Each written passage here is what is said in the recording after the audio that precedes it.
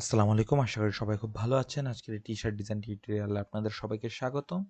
So আপনারা দেখতে পাচ্ছেন আইডিওগ্রাম এআইতে আমি এখানে একটি সার্চ করেছি ক্রিয়েট টি-শার্ট ডিজাইন। এতটুকু পর্যন্ত আমার এখানে এই ফুল প্রম্পটটা কিন্তু এখানে দেওয়া রয়েছে। এই প্রম্পটটা আপনারা হুবহু চাইলে কপি করে টি-শার্ট ডিজাইনের জন্য আইডিওগ্রাম এআইতে জেনারেট করতে পারেন টি-শার্ট ডিজাইন এই প্রম্পটটা দিয়ে।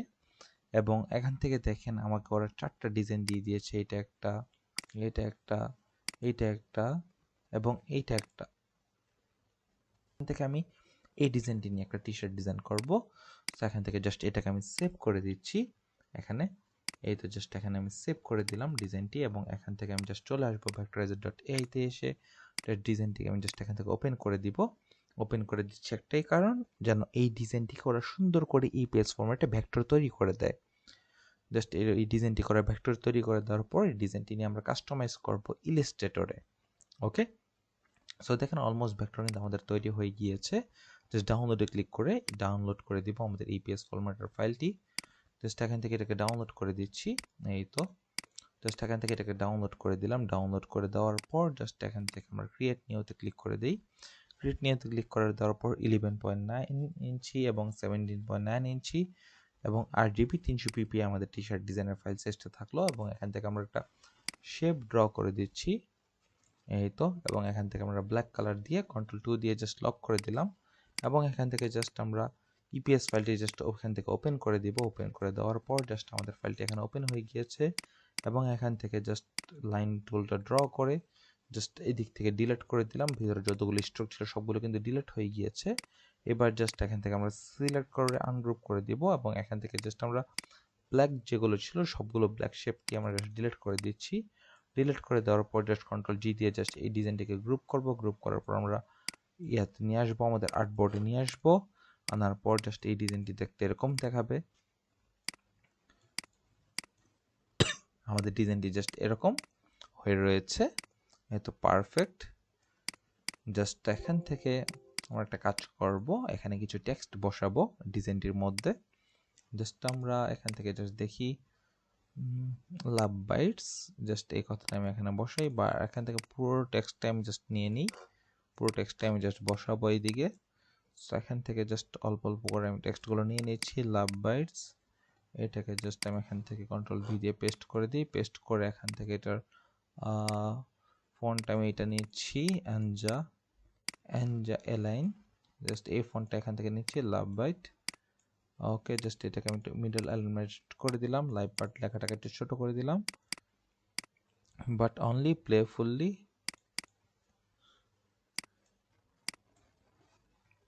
এটাকেও জাস্ট আমি এখান থেকে এই ফন্টটা জাস্ট নিয়ে নিই। এই ফন্টটা জাস্ট নিয়ে এখান থেকে এটাকে জাস্ট এদিকে থাকলো এবং এখান থেকে বিটাকে আমি বাট এরকম করে দিলাম এবং এখান থেকে একটু আপার কেস করে দিলাম, একটু আর্ক করে দিলাম, সরি, একটু আর্ক করে একের দিক থেকে একটু নিচে নামিয়ে দিচ্ছি সামান্য করে। Okay perfect. এটাকে সামান্য একটু এই সাইডে রাখি। এই তো, এই তো লাভ বাইটস।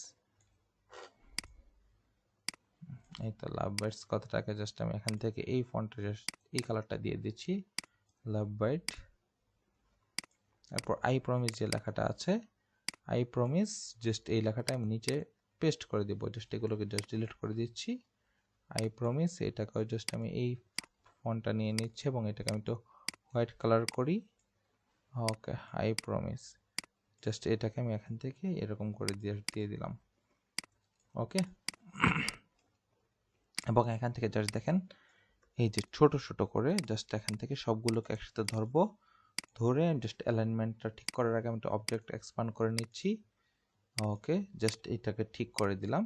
ওকে, এইবার এখান থেকে আমরা জাস্ট এই ডিজাইনটাকে একটু আনগ্রুপ করে নিব। আনগ্রুপ করে নেওয়ার পর জাস্ট এই দিক থেকে লাভগুলো আছে না, এই লাভগুলোকে জাস্ট একটু ছোট করে সেটে দিয়ে দিই।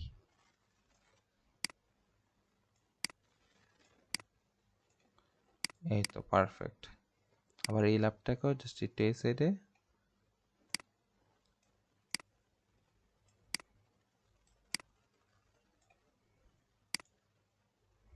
এই স্যার পারফেক্ট। ওকে, আমাদের অলমোস্ট অনেকটুকু হয়ে গিয়েছে। এবার আই প্রমিস লেখাটাকে জাস্ট আমি এই কালারটাই জাস্ট দিয়ে দিচ্ছি। আই প্রমিসড, জাস্ট এখান থেকে এইটুক, এবং এখান থেকে এইটাকে জাস্ট আমি এখান থেকে হোয়াইট কালার জাস্ট দিয়ে দিব, আই প্রমিসড। ওকে, অথবা জাস্ট দেখি এই কালারটা থাকলেও ভালো লাগছে, খারাপ না। অথবা আই প্রমিস লেখাটাকে আমি হোয়াইট কালার চাইলে দিতে পারি, হোয়াইট কালারটাও ভালো লাগছে।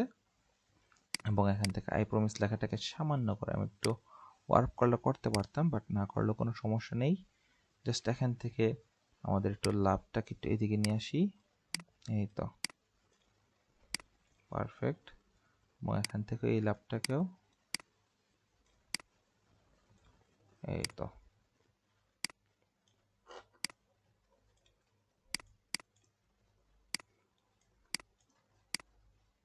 এই তো জাস্ট দিয়ে দিলাম। এই তো আমাদের অলমোস্ট কমপ্লিট হয়ে গিয়েছে। এবং জাস্ট এখান থেকে আইটা যেটা আছে সেটা দিয়ে আমাদের ডিজাইনটাকে একটু কাট করতে হবে। জাস্ট এখান থেকে সমস্ত ডিজাইনটাকে জাস্ট সিলেক্ট করলাম, সিলেক্ট করার পর আই প্রমিসের উপর জাস্ট শিফট প্রেস করে একটা সিলেক্ট করলাম, এবার কন্ট্রোল জি দিয়ে গ্রুপ করলাম, তাহলে আই প্রমিসটা ব্যতীত সবগুলো কি গ্রুপ হয়ে গেল। এবার আই প্রমিসটা সিলেক্ট করে আমরা জাস্ট অ্যারেঞ্জ থেকে ব্রিং টু ফ্রন্ট করে দিলাম, ফ্রন্ট করে দেওয়ার পর জাস্ট অবজেক্ট থেকে পাথ, পাথ থেকে অফসেট পাথ, এখান থেকে জাস্ট সামান্য করে একটু বড় করে নিচ্ছি এবং অফসেট পাথটাকে জাস্ট কন্ট্রোল এক্স দিয়ে জাস্ট কাট করে নিলাম। এখান থেকে ডিজাইনটা সিলেক্ট করলাম, সিলেক্ট করার পর মাস্কে ক্লিক করব, ক্লিপটা জাস্ট তুলে দিব, এখান থেকে হোয়াইট বক্সে জাস্ট ক্লিক করে কন্ট্রোল এফ দিয়ে জাস্ট পেস্ট করে দিব এবং এখান থেকে এটা ব্ল্যাক কালার জাস্ট করে দিলাম এবং আমরা আবার ডিজাইন বক্সটাতে জাস্ট ক্লিক করে দিলাম। এই তো অলমোস্ট এখানে কমপ্লিট আমাদের ডিজাইনটি। জাস্ট এবার সবগুলোকে একসাথে রাখি, কন্ট্রোল জি দিয়ে জাস্ট গ্রুপ করে দিলাম। এই তো আমাদের অলমোস্ট কমপ্লিট হয়ে গেছে টি শার্ট ডিজাইনের প্রসেস। এবং এটাকে জাস্ট আমাদের একটু কালারিং করতে হবে, জাস্ট এখান থেকে একটু কালার করে নিব, লিঙ্ক করে দিই, লিঙ্ক করে দেওয়ার পর জাস্ট একটু কালার করে নিব, সামান্য করে একটু দেখি। এই তো এই কালারটা ফ্যান্টাস্টিক মনে হচ্ছে, এই কালারটা জাস্ট দিয়ে দিলাম। আর একটু লাইটিংটা বাড়িয়ে দিই, লাইটটা একটু সামান্য বাড়িয়ে দিই, স্যাচুরেশনটা একটু বাড়িয়ে দিই, লাইটটা একটু বাড়িয়ে দিই। ওকে, সো ঠিকঠাক আছে। এবার আমাদের ডিজাইনেরটি, সো এই টাইপের ডিজাইন কিন্তু আপনারা প্রিন্ট অন ডিমান্ড ওয়েবসাইটে খুব ভালো পরিমাণে সেল করতে পারবেন। আজকে টিউটোরিয়ালটি ভালো লাগলে অবশ্যই চ্যানেলটি সাবস্ক্রাইব করে পাশে থাকবেন। আর আমি কিছু অসুস্থ, যার কারণে ভয়েসে জোরে কথা বলতে পারি না বা মাঝে মধ্যে তো অস্বাভাবিক সাউন্ড চলে আসে, সো সেই জন্য আমি দুঃখিত। সবাই একটু কনসিডার করার চেষ্টা করবেন এই ব্যাপারটা। সবাইকে ধন্যবাদ, আসসালামু আলাইকুম।